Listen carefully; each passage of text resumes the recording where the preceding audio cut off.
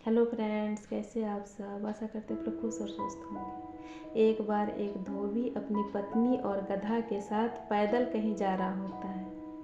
चलते चलते रास्ते में एक गांव पड़ता है। वहाँ कुछ लोग होते हैं। वो आपस में बोलते हैं कि कैसा पति है। चाहता तो अपनी पत्नी को गधा पर बैठा लेता, गधा तो खाली ही जा रहा था। ये सुनकर वो धोबी अपनी पत्नी को गधा पर बैठा लेता है और वो लोग आगे बढ़ते हैं।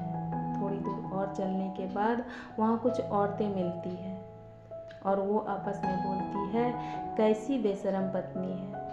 चाहती तो अपने पति को गधा पर बैठा लेती और खुद पैदल चलती, लेकिन खुद गधा पर बैठी हुई है और अपने पति को पैदल चला रही है। ये सुनकर उसकी पत्नी गधा पर से उतर जाती है और अपने पति को गधा पर बैठा लेती है और खुद पैदल चलने लगती है।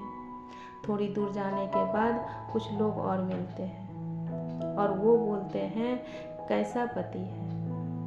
अगर ये चाहता तो पत्नी को भी गधा पर बैठा लेता, गधा तो बलशाली ही है, दोनों गधा पर बैठकर जा सकते थे। ये सुनकर वो धोबी अपनी पत्नी को भी गधा पर बैठा लेता है और वो लोग फिर से आगे बढ़ते हैं। थोड़ी दूर और जाते हैं तो कुछ लोग और मिलते हैं और वो लोग बोलते हैं कि कैसा है, जानवर के ऊपर अत्याचार कर रहा है। दोनों ही गधा पर बैठ के जा रहे हैं। बेचारा जानवर कुछ बोल नहीं पा रहा है, ये बेजुबान ही है इसलिए कुछ बोल नहीं पा रहा है। ये सुनकर दोनों ही गधा पर से उतर जाते हैं और तीनों ही पैदल चलने लगते हैं। इस कहानी से हमें यही शिक्षा मिलती है फ्रेंड्स कि लोगों का तो काम ही है कहना।